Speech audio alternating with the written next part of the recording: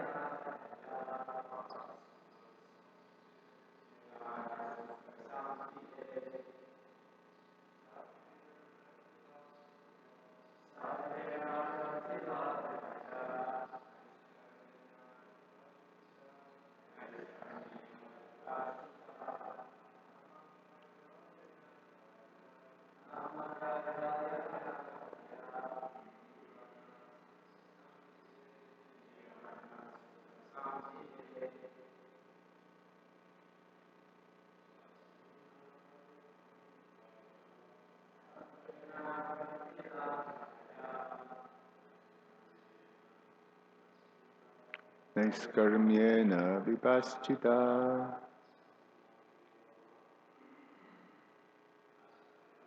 Namakaivalyanathaja Nirvana Shuka Shambhide. Ladies. Satvena Pratilabhyaja Naiskarmyena Vipaschita Namakaivalyanathaja Nirvana Shuka Shambhide. Tvena Pratilabhyaja Naiskarmyena Vipaschita Namakaivalyanathaja Nirvana Sukha Samvide. Satvena, by pure devotional service. Pratilabhyaja, unto the Supreme Personality of Godhead, who is achieved by such devotional activities. Naiskarmyena, by transcendental activities. Vipaschita, by persons who are sufficiently learned. Namaha, I offer my respectful obeisances. Kaivalyanathaja, unto the Master of the Transcendental World. Nirvana, for one completely free from material activities. Shuka, of happiness.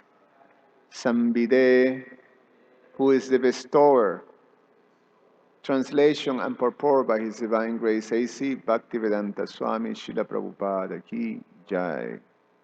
The Supreme Personality of Godhead is realized by pure devotees who act in the transcendental existence of Bhakti Yoga.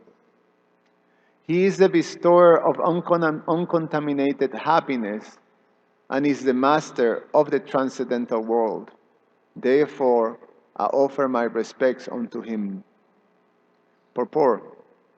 As stated in Bhagavad Gita, the Supreme Personality of Godhead can be understood only by devotional service. Bhaktyaman abhijanati javan chasmi tattvataha. If one wants to know the Supreme Personality of Godhead in truth, one must take the activities of devotional service. These activities are called sattva or sudat sattva. In the material world, activities of goodness, which are symptomatic of a pure brahmana, are appreciated. But the activities of devotional service are sudasattva. In other words, they are on the transcendental platform. Only by devotional service one can understand the Supreme. Devotional service is called naiskarmya. Mere negation of material activities will not endure. Naiskarmyan api achyuta bhava varjitam. Unless one performs activities with reference to Krishna consciousness, cessation of material activities will not be helpful. In hopes of achieving naiskarmya, freedom from material action, many highly elevated sannyasis stop their activities, yet they fail and return to the material platform and act as materialistic persons. But one who is engaged in the spiritual activities of Bhakti Yoga, one does not fall. Our Krishna conscious movement is therefore an attempt to engage everyone always in a spiritual activity by which one becomes transcendental to material actions. The spiritual activities of Bhakti Marg, Sravanam Kirtanam Vishnu Smaranam Pada Sevanam, lead one to understand the Supreme Personality of Godhead. Therefore, as stated here, Satvena Pratilabhyaya Naiskarmena Vipaschita. Quote, the Supreme Personality of Godhead is realized by pure devotees who act in the transcendental existence of Bhakti Yoga. End of quote. The Kopa Tapani Upanishad says, Bhaktir Asya Bhajanantat Iha Mutra Padi Nairasye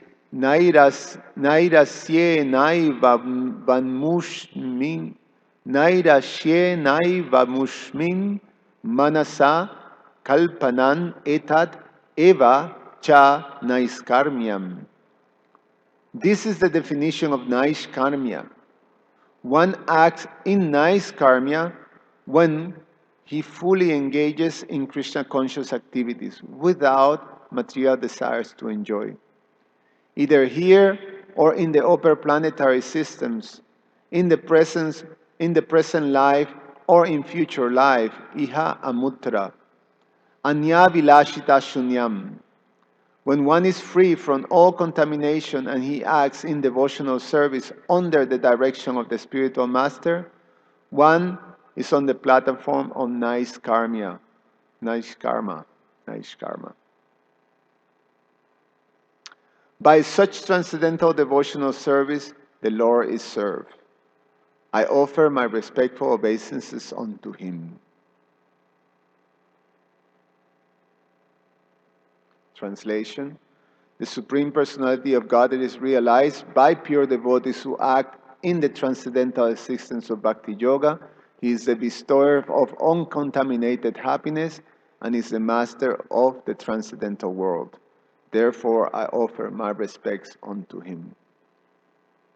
Om Agyana Timirandasya Jananjana Shalakaya Chakshur Ummilitam Yena Tasmai Sri Guruve Namaha.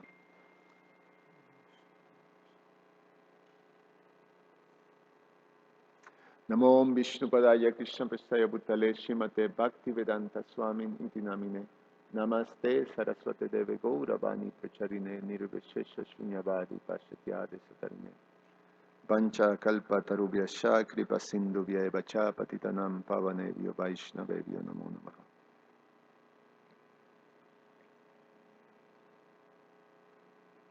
So, this is a very important point or important body of knowledge that is sort of encapsulated, in this verse by Gajendra. And in the Bhagavad Gita, Krishna goes to great length to explain this whole principle. He calls it the art of work. We hearing here about this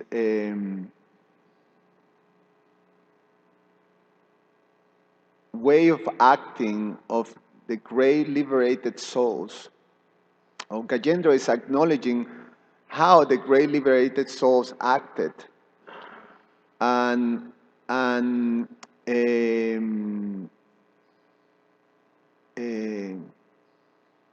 how they acted, and is what Krishna calls in Bhagavad Gita the art of the art of work. In the second chapter, he uses this word, the art of work.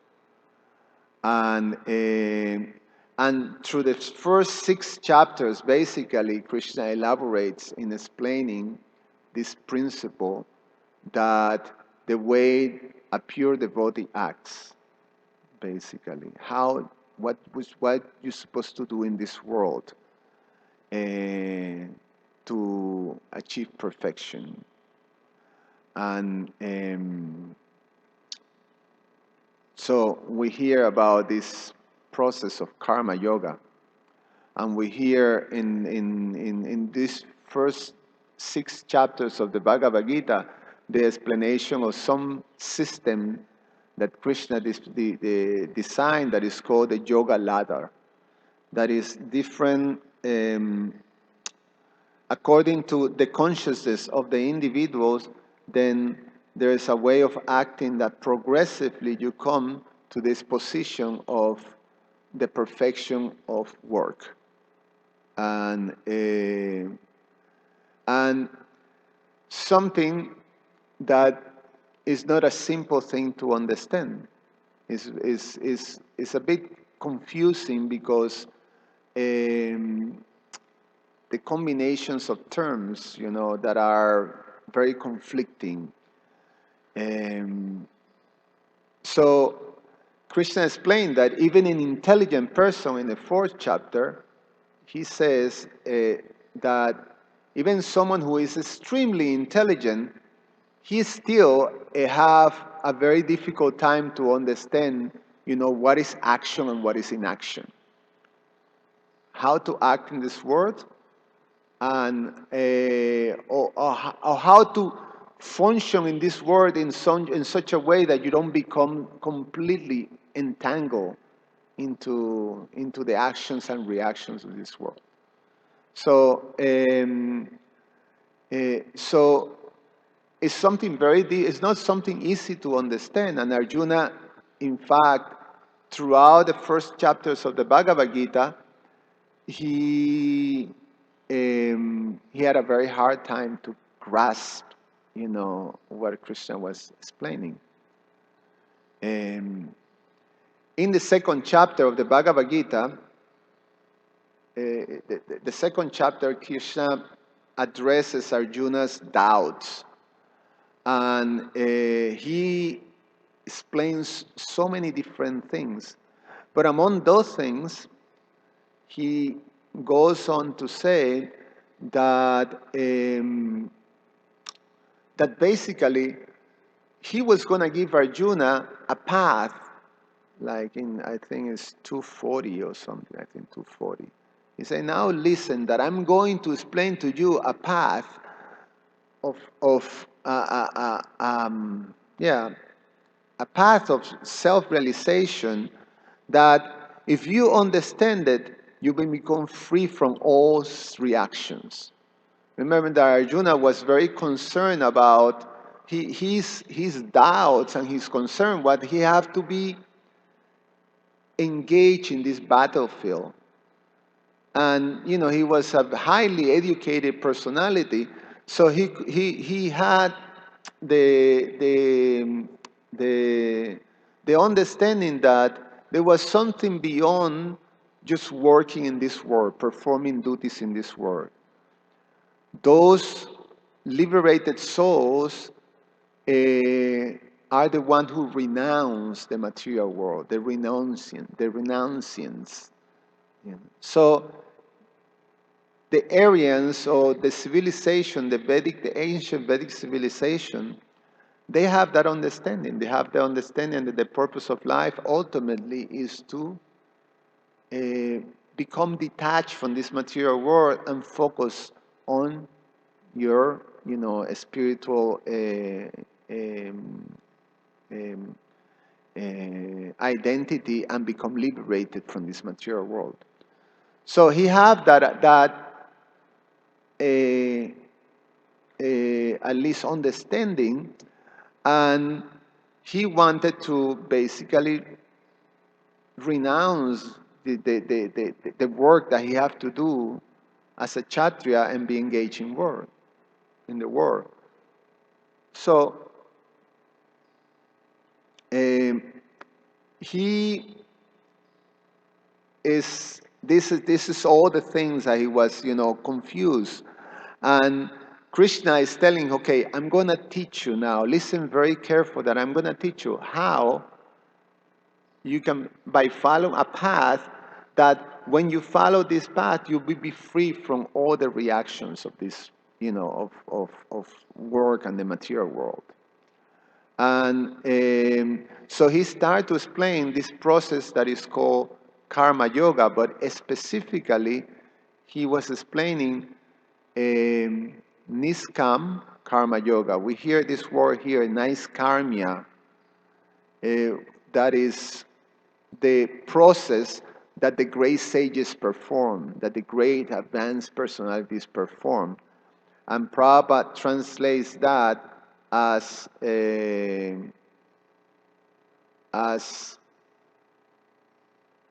the act in the transcendental existence of bhakti yoga. So Krishna is explaining this process to Arjuna, niskarma bhakti yoga, or karma yoga.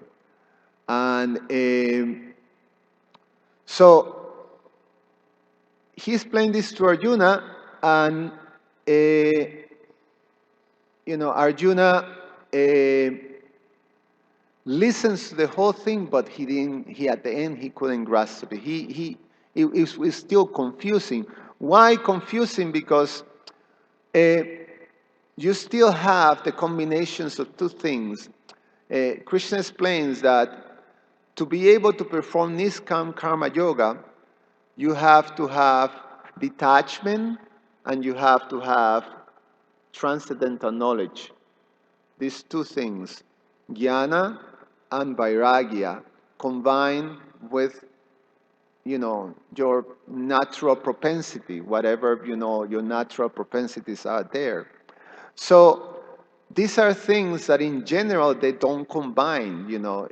When you act in the world, it's because you have certain attachments, and even the Vedas, they have all these elaborate, so much explanations about how to fulfill your desires through your work, how to dutifully act in this world.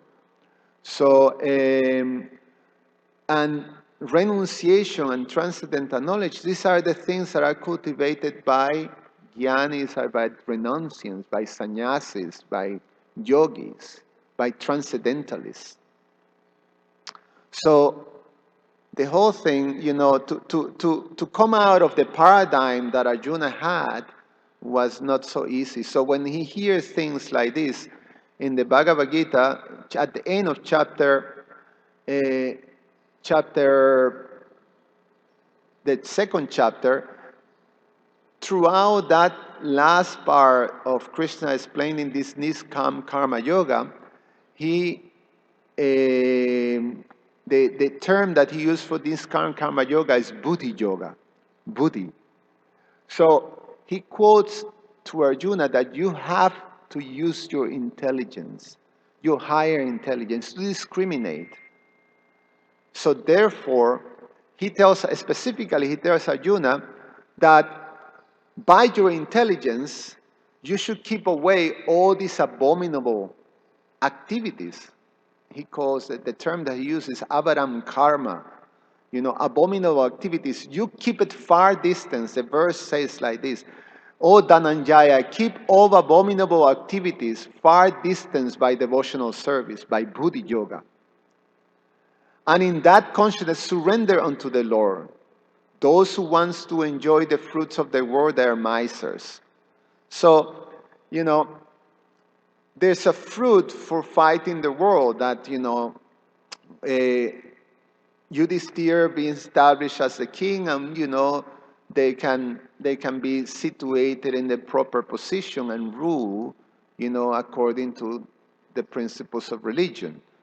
So he sees that there's a material result, there's a material purpose for fighting this world. And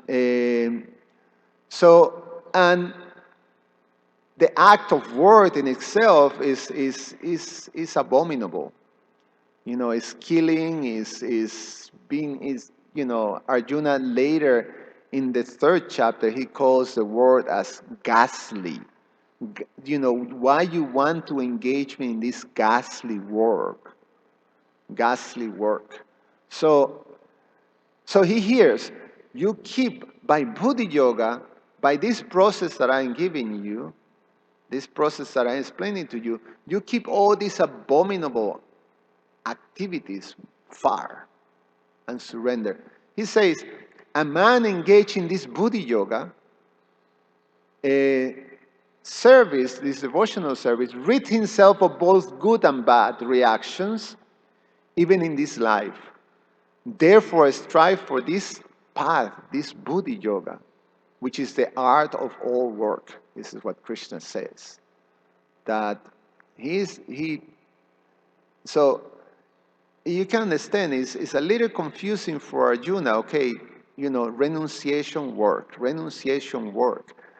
So, and Krishna goes on to say, by those engaging in devotional service, this Buddhi Yoga, to the Lord, great sages and devotees free themselves from the resolve of work in the material world. In this way, become free from the cycle of birth and death, and obtain the stage beyond all miseries by going back home, back to Godhead.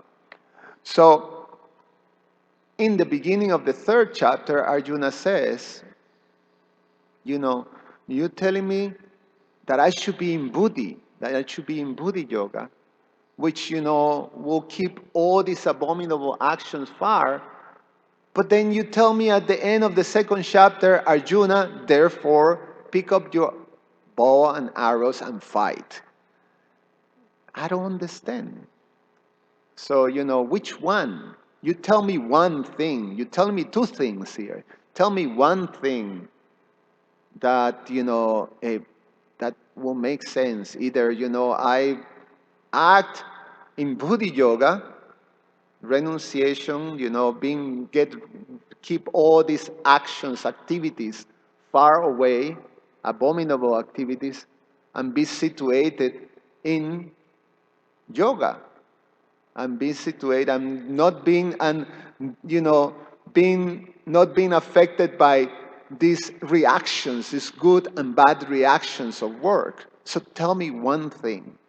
So Krishna goes on to explain this in much more detail, this Niskam Karma Yoga. And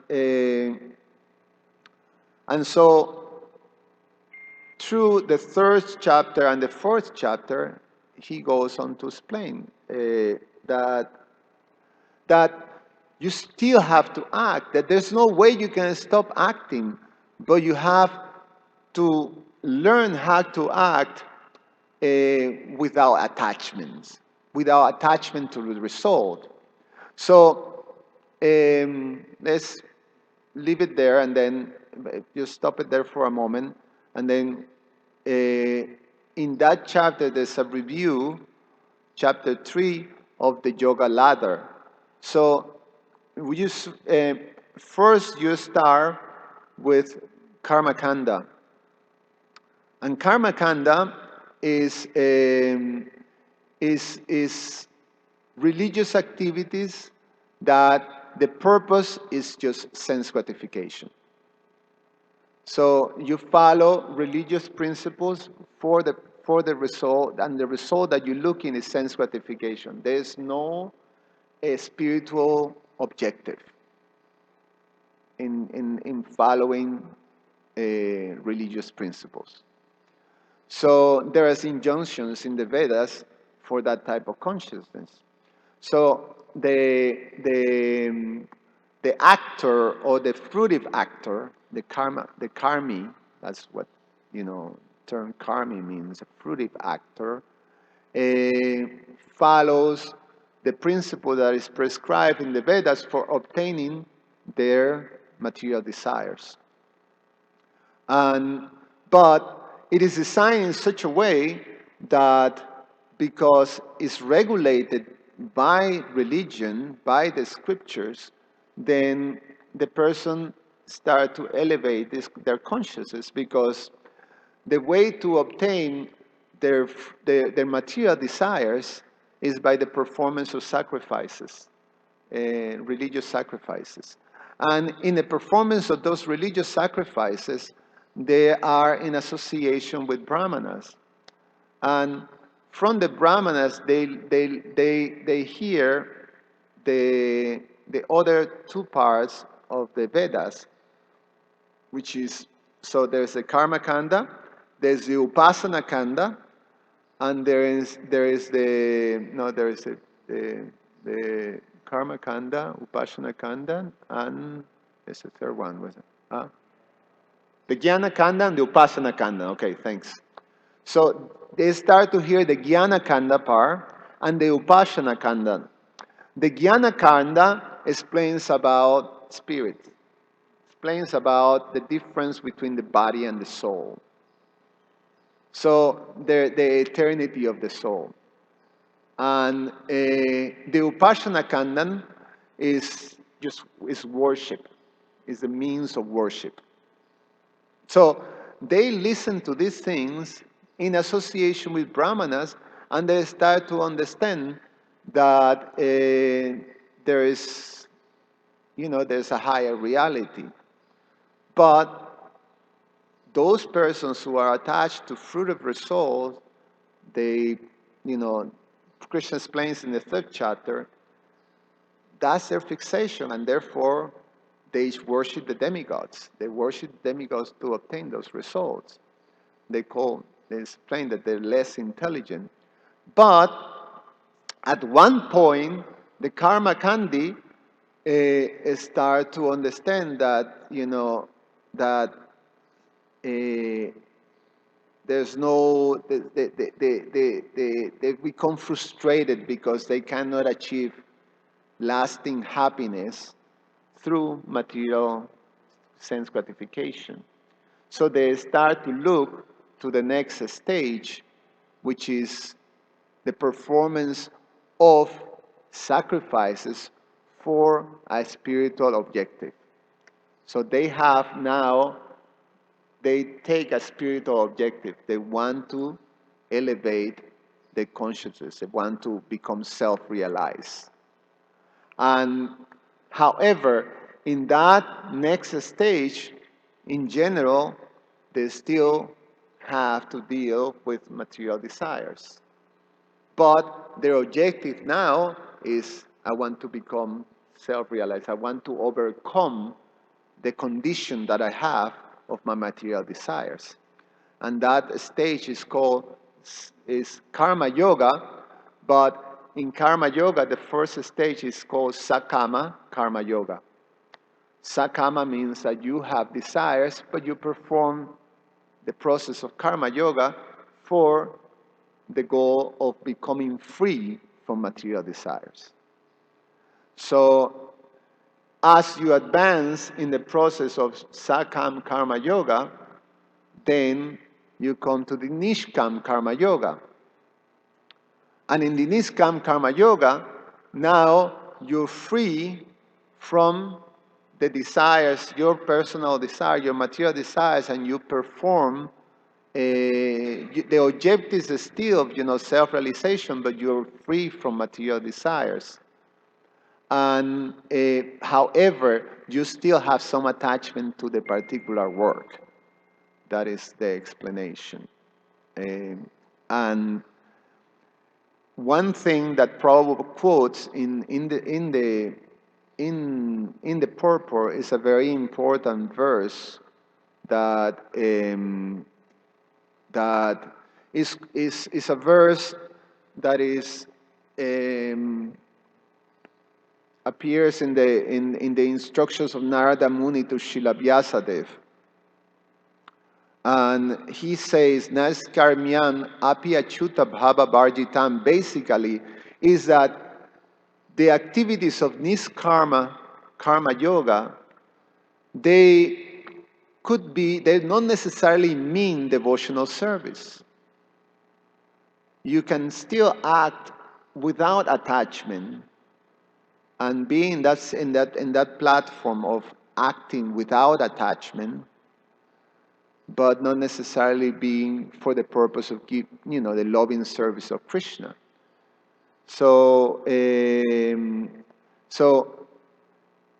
Narada Muni says to Vyasadeva that unless one performs the activities of Krishna consciousness in reference, when one performs the activities of renunciation or Niskam Karma Yoga under Krishna consciousness, under bhakti, then it won't help you. You won't be able to achieve the result of self-realization.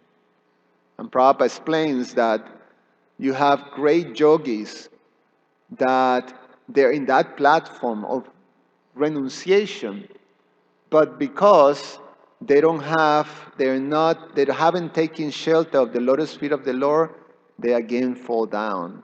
And there's a famous verse that Prabhupada quotes very often from Lord Brahma's prayers to Krishna. What is it?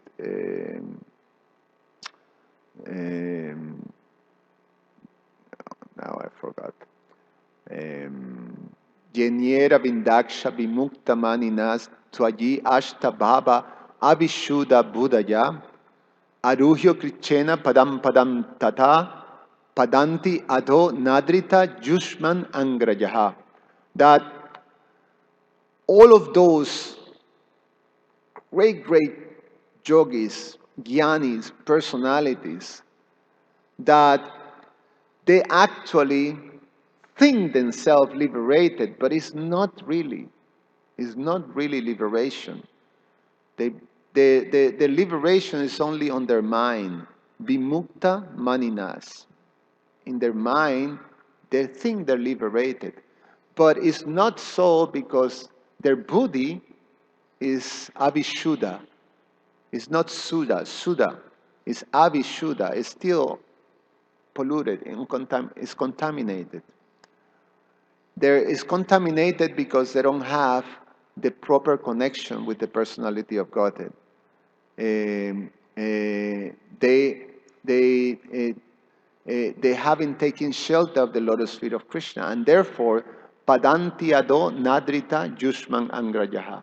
Then, even though if they achieve, after great austerities, the destination, even if they go as far as merging, as achieving Sayuya Mukti, they still fall down from that position because they haven't taken shelter of the lotus feet of the Lord. So, not necessarily Niskarma Karma Yoga can allow you to achieve the goal of self-realization and get the happiness, the position of the verse says here, nirvana, which is something nirvana sukha, the happiness of being fully free and liberated from this material world, is not possible. It won't be achieved. So then the process that Krishna explained is Nishkam Karma Yoga, but as Bhakti Yoga, you know. And but even then, Arjuna still, that was the fourth chapter.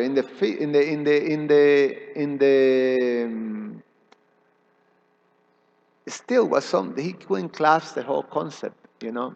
In the fifth chapter, he still asked to Krishna that, you know, that you still telling me about, you know, Krishna, Arjuna saying in the fifth chapter at the beginning, oh Krishna, first of all, you asked me to renounce work. Then again, you recommend to work in devotion. So this comes from something that Krishna says in the fourth chapter. He says, you know, that one should understand the difference between action and inaction, karma and akarma. So karma means that you become entangled. Akarma is what you really want to be. He says that there are three things. There is karma, vikarma, and akarma. You remember those parts. You read in the Bhagavad Gita. So karma means actions according to the Vedas. But there is some reaction that you have. It's good reaction. When you act according to the religious principles, then you receive good reaction. You have your situation in this material world, it becomes rewarded with, you know, some better situations, you know, heavenly planets and things like that. Then there's vikarma, which are actions that are forbidden in the scriptures, sinful actions.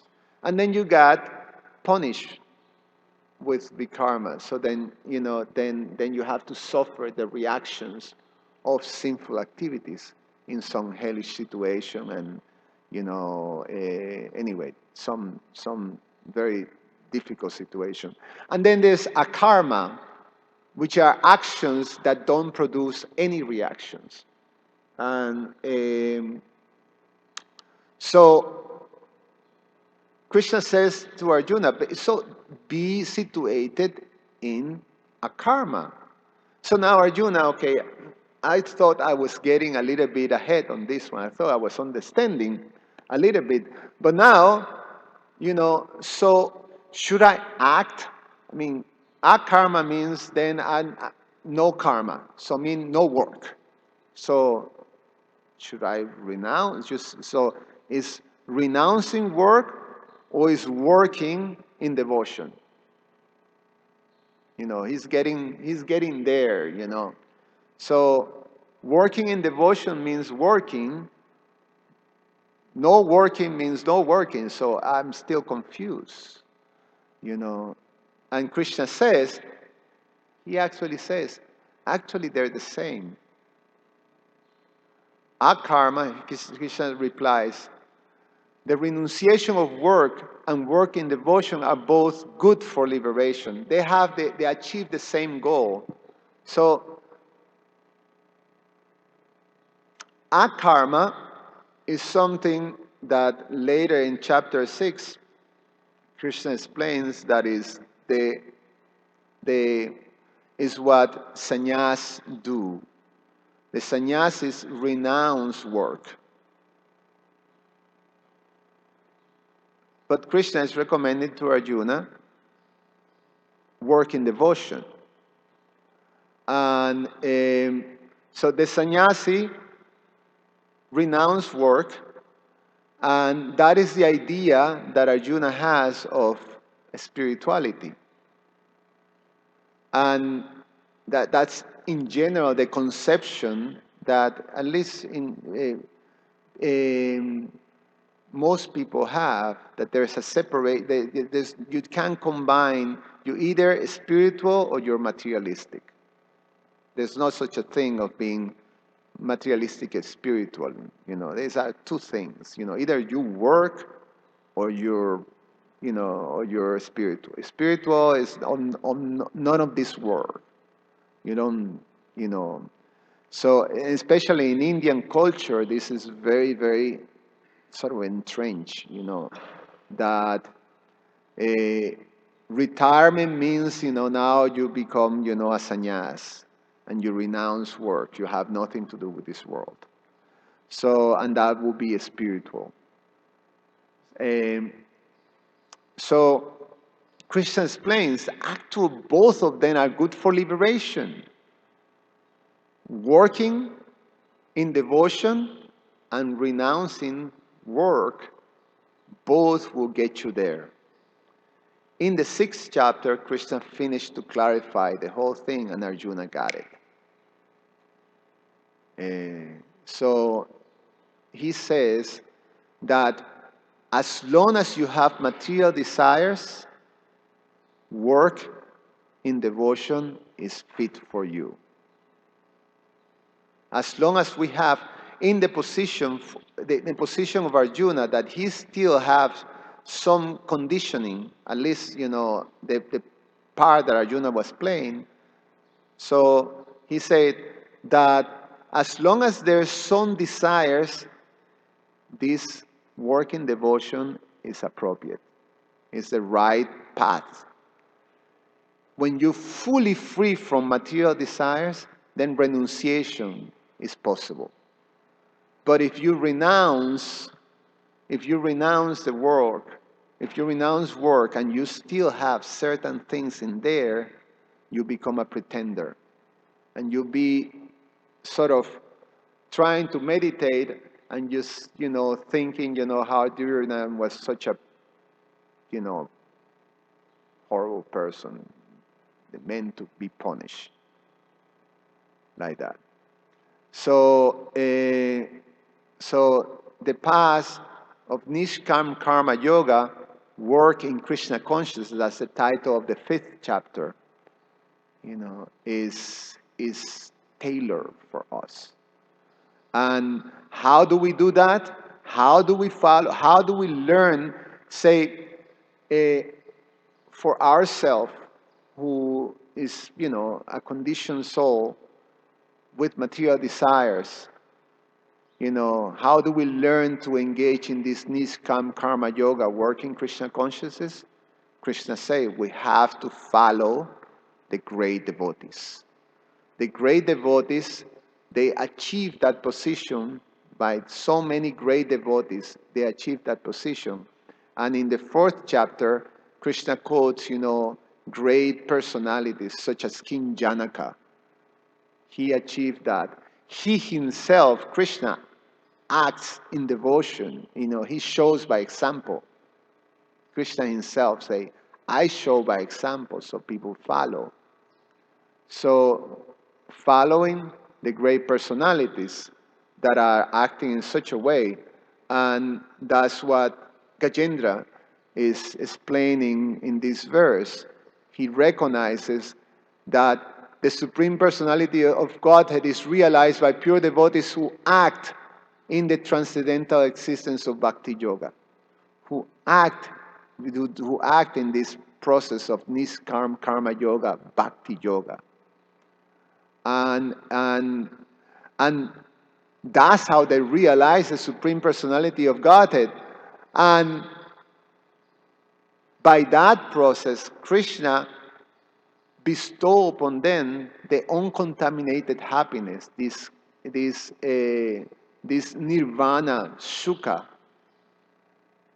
because Krishna is the master of the transcendental world. He's Kaivalya Nathaya. So Gajendra is recognizing that and offering obeisances to the Supreme Lord. To the best of my abilities, I explain. It's not. It's still. It's a very deep subject matter. understanding. But it's so important because is what Krishna is the path that Krishna has given that is tailored to conditioned souls in this material world. That is the Bhagavad Gita teaching, and is meant for us to understand how to act in this, path of Niskarma Bhakti Yoga, like that, Niskarma Bhakti Yoga. Any comment or questions? Yes, Prabhu.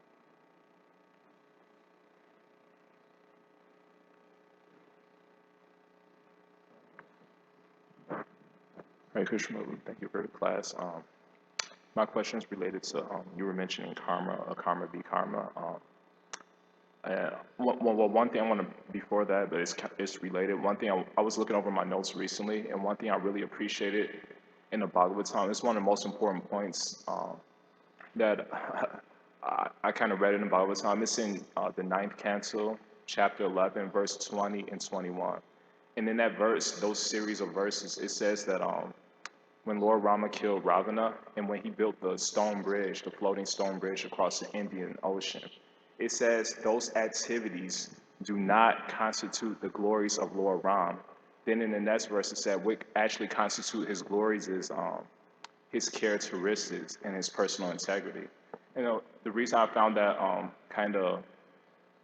appreciate that point is because if his mystic powers was his glories, that means Hiranyakashipu is also glorious, and so many other demons with mystic powers. But they don't have good character, so nothing they do is glorious.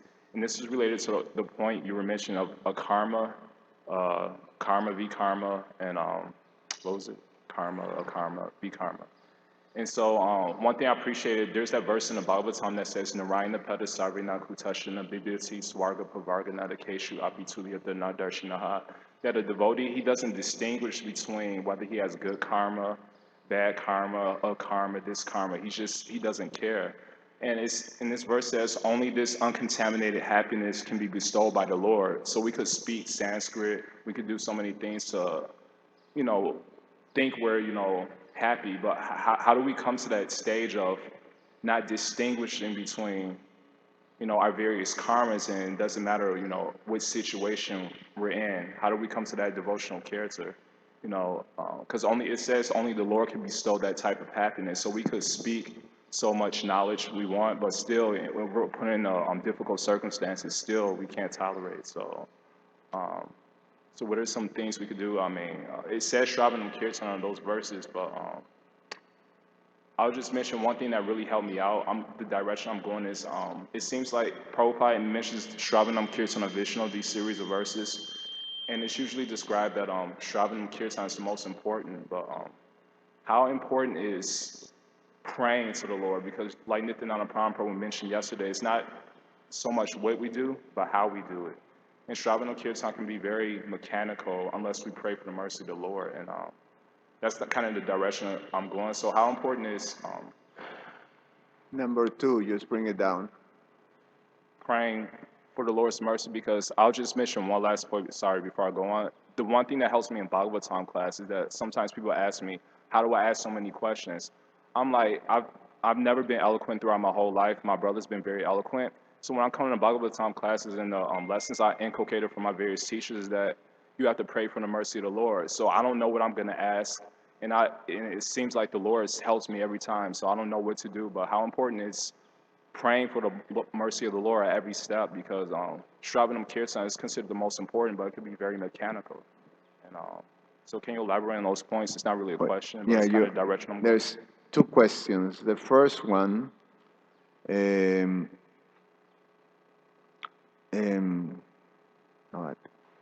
I sort of lost the first one. The first one was about Well, it's kind of merged. how we can. I kind of answered my question. Maybe you could elaborate on it. The direction was going. I mentioned that how can we develop it? This verse mentions only the Lord can bestow uncontaminated happiness. And the direction I was going is that you mentioned karma, a karma be karma, and it's described that the devotee doesn't distinguish between, because Haridas Thakur, he was beaten in 22 marketplaces, and he still only saw the good in the heart of the people who beat them. So how do we come to that stage of uncontaminated Okay, happiness? And I was going sort of the direction of praying for the mercy of the the Lord. So maybe you could elaborate. Prabhupada, in the last paragraph of his purport, he mentions the key. When one is free from all contamination and acts in devotional service under the direction of the spiritual master, one is in the platform of nice karma. So, so how to get to that? Well, under the direction of the spiritual master. It's this process. It's just how you get there. It's a compulsory thing that we have. It's part of Krishna's system. So we have to have the shelter of the spiritual master. That's how we get trained. That's how we get directed. That's how we become cleansed of all the things that are blocking, our devotion, our connection with Krishna. That's why, you read so much the praises that what the spiritual master does to us. We sing to Srila Prabhupada every morning. And so that's the important thing. That's how. For us, is compulsory. That's what Krishna says. And important to pray to Krishna? Well, tremendously important. We know that. And I think possibly one of the most important prayers, I would say, that we have is just to pray, to the Lord to guide us to the lotus feet of our spiritual master. And when we're guided to the lotus feet of our spiritual master, we should pray to actually being able to serve, my Guru Maharaj. So to have the intelligence and the capacity to serve properly. And so, but that combination, that relationship is so important. Is that right? Any other question? Yes, Prabhu.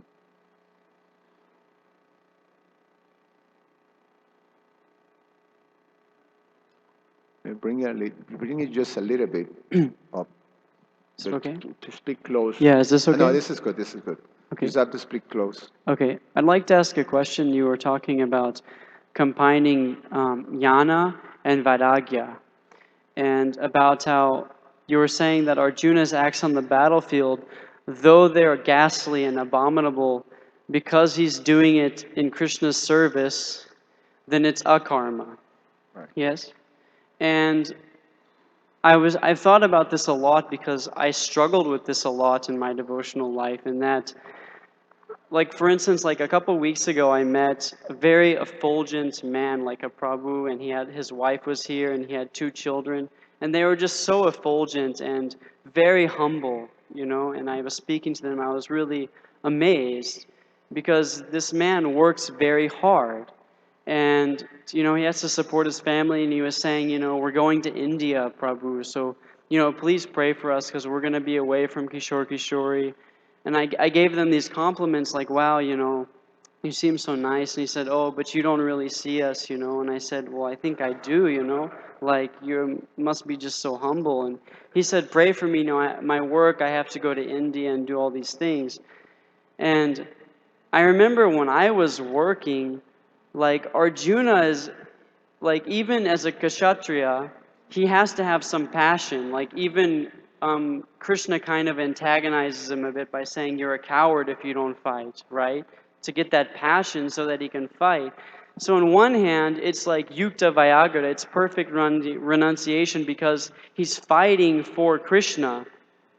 But whenever I was doing that, so to speak, or attempting to, it seemed that, yeah, you need a certain degree of passion because every act, I think, in the material world, like whatever work you have, it's abominable in some way, like dealing with karmi money, and all these things. So in one respect, you need this passion in order to do it, which I couldn't imagine doing.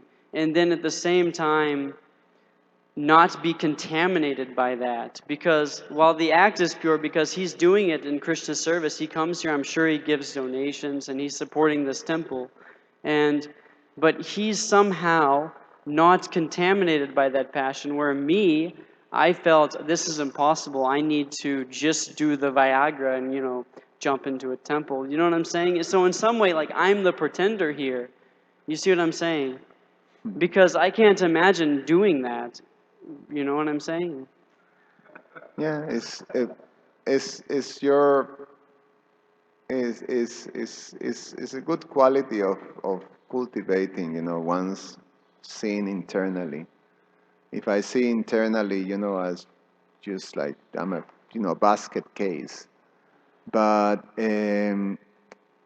but when we are under the protection of the spiritual master, when we're serving, I mean, we're a basket case. Well, I wasn't gonna say I'm a basket case, but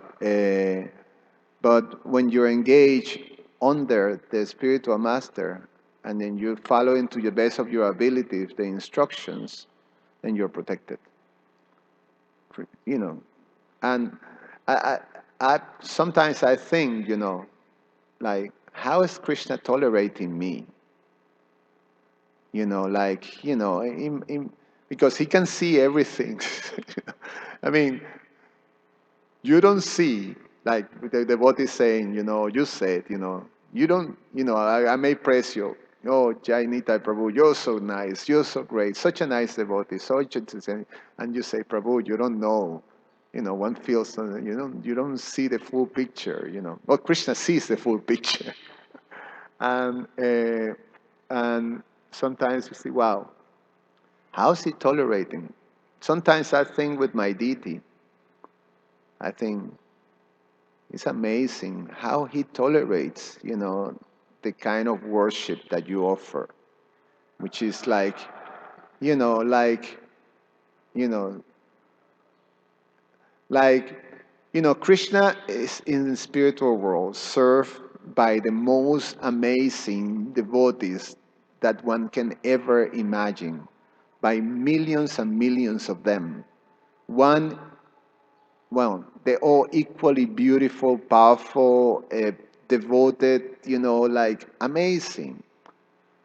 He's like, and then it comes this, like sort of flapping thing, just like, mind somewhere, like doing an attempt of worship. I was thinking, how is it tolerating this sometimes, I think. And then I was thinking, how kind Krishna is. It's like a parent tolerates, the little child baby, just like spilling stuff, in the shoulder and doing things, like that, and they, happily tolerate the smells and all the stuff that comes out of it. So, happily tolerates. Why? Because of love. So you can appreciate how loving and how kind Krishna is. But even then, how is that Krishna accepts, a person like me to worship him? It's because my Guru Maharaj gave the order. So Krishna fulfills. Krishna Krishna accepts you because your Guru Maharaj basically says, okay, you do this for Krishna. So Krishna obliged. The relationship is between my Guru Maharaj and Krishna. I'm just, the beneficiary of my Guru Maharaj's kindness because I'm a basket case. And Krishna, takes me as one of his own because one of his own have taken me as one of his, I mean, if that makes sense. That's how I think. That's how I think. Krishna accepts me because my Guru Maharaj says, you can worship Krishna. He said, when I asked him, can I worship Krishna? He said, yes. And then Krishna now obliged, So he tolerates out of, pure love. It's amazing. So, it makes you feel bad, like you're such a useless, so you ask for forgiveness, but you're protected under the umbrella of your Guru Maharaj's devotion to Krishna. So that's why it's such a compulsory thing. We have to, be not only, grasp the lotus feet of your Guru Maharaj, but be so grateful about, what he's doing for you, you know. And now, because of his kindness, I can have this relationship. I can experience Krishna's love and kindness. So it's an amazing thing.